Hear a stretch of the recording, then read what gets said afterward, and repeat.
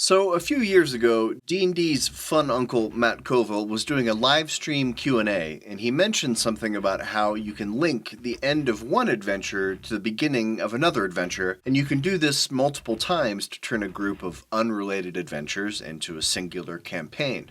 Well, when he said this, someone asked him in the chat, okay, but how do you do that? And for whatever reason, Matt brushed off the question.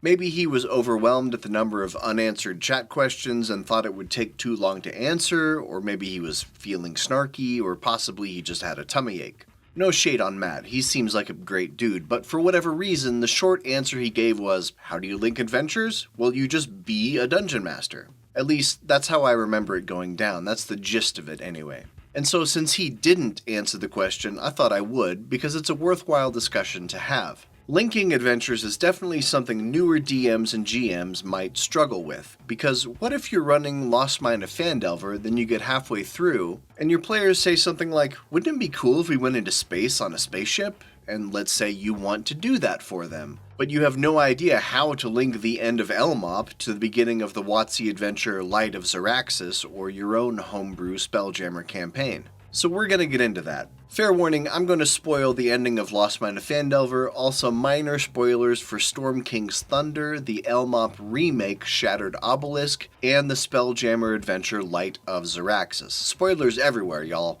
So if you're a player, you probably shouldn't be watching this video anyway, and if you're a GM, you likely don't care about having adventure spoiled, so let's dig in. On the rare chance that you don't know anything about Lost Mine of Phandelver, let me give you the 15-second recap. PCs come to a small town and get involved in helping the town. They find out there's a bad guy named the Spider who's up to no good. The PCs complete small quests until they discover the entrance to the Spider's hideout. Then they follow him into a dungeon and find out he's after a powerful and ancient device called the Forge of Spells. Then the PCs defeat him and everyone claps. So the simplest way to be a dungeon master here and link two unrelated adventures is to make them overlap. Duh, that's obvious, Jim. Let me explain. If you compare the level 1 to 5 adventure Lost Mine of Phandelver to the expanded levels 1 to 12 remake Shattered Obelisk, one key way they have the original content and the higher level new content overlap is by the inclusion of these new creatures called psionic goblins. They are basically the main change to the original lower level adventure. Early on, the PCs will fight goblins, and they will discover some of them have this weird green glow. Once we get to the higher level content of Shattered Obelisk, these psionic goblins become a big part of the plot. Hence now we've overlapped the two distinct sections and made them feel like one cohesive adventure.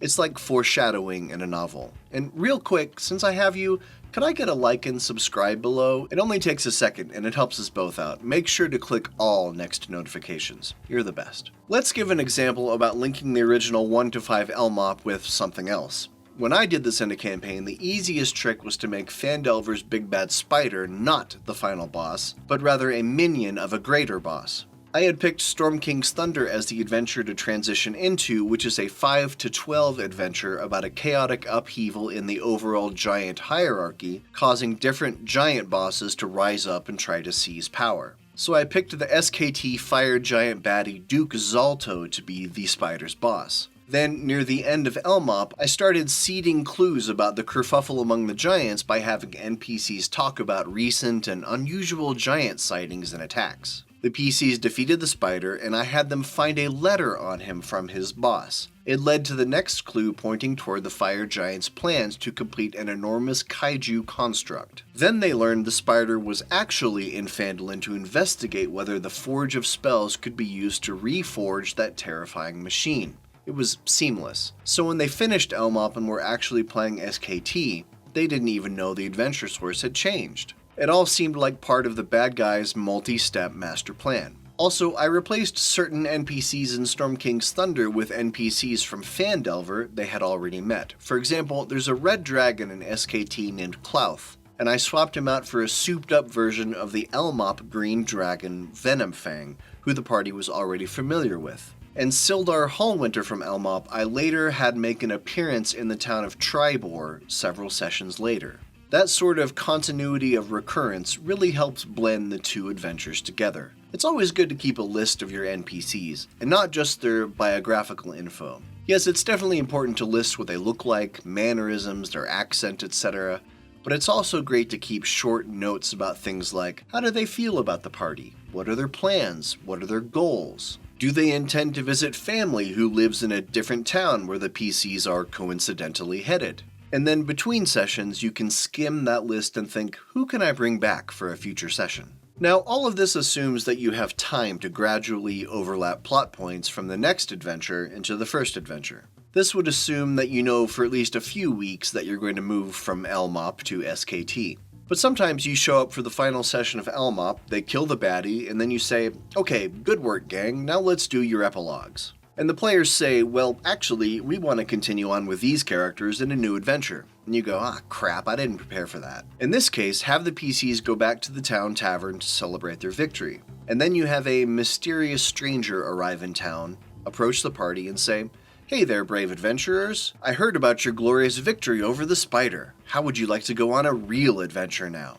Obviously, this isn't as seamlessly integrated, but it's okay for not everything to be perfect. It's totally fine to sometimes smush adventures together with duct tape and glue. Let me give you another example. A few minutes ago, I mentioned blending Lost Mine of Phandelver into the Light of Xeraxis, a 5e Spelljammer adventure. In that one, the PCs are in Faerun, then they make their way aboard a spaceship, then dash off into the stars to undertake quests. Well, the way you do this is pretty similar to what we've already described. The first thing you want to do is, like the psionic goblins of Shattered Obelisk, you want to seed in space stuff in the early LMOP sessions. Anytime it's night in the game, the PCs can look up and see shooting stars or other strange lights in the sky. NPCs can talk to them about spelljamming to explain how there are spaceships around. And make sure the PCs hear a rumor that there's even someone in Phandalin who has a spaceship hidden in an underground bunker. This will be really important for later, so maybe mention it a few times to the party. So you occasionally seed hints about space stuff while the PCs are hunting and battling the big bad spider of the LMOP adventure. Now, in Light of Xeraxis, it says that the adventure takes place in a port town like Neverwinter, although that's not really important. You could set it anywhere you want, and it works just as well in Phandalin since the PCs are already there. Especially if you've been able to plant the rumor that someone in town has a spaceship in a bunker. Remember that from 20 seconds ago? When the PCs return to Phandalin after dealing with the spider, you would launch into the first encounter from Light of Xeraxis. Astral seeds plummet from the sky, then open up to reveal astral blights and crystalline vines attacking. In the module, it says everyone flees to the docks, where the PCs meet Elena Sartell, an NPC who has a Spelljammer ship. You could easily change Elena Sartell to be any existing NPC from Phandalin who the party already has a relationship with, and it doesn't have to take place at the docks. Just have this NPC come up to the party and say, hey, come with me to my bunker, we're getting out of here in my spaceship. And then you just run the rest of Light of Xeraxis as normal. Also, you would, as the new adventure goes on, look for ways to include characters from LMOP into Xeraxis. Maybe they get to some planet, and wouldn't you know it, LMOP NPC Gundren Rockseeker is here somehow. If you want more examples of how to do this, I made a whole video about how to link several one-shots by Winghorn Press into a single campaign, so there are plenty of tips there. But I hope I've laid out how to be a dungeon master by blending adventures with overlapping plot points. It's not as hard as it sounds. While it might seem like a huge leap to go from hunting the villainous spider to crossing the astral sea in a Spelljammer, it's really not. You're the only one who knows how different those two adventures are. Your players are mostly just showing up and having fun dealing with whatever is right in front of them.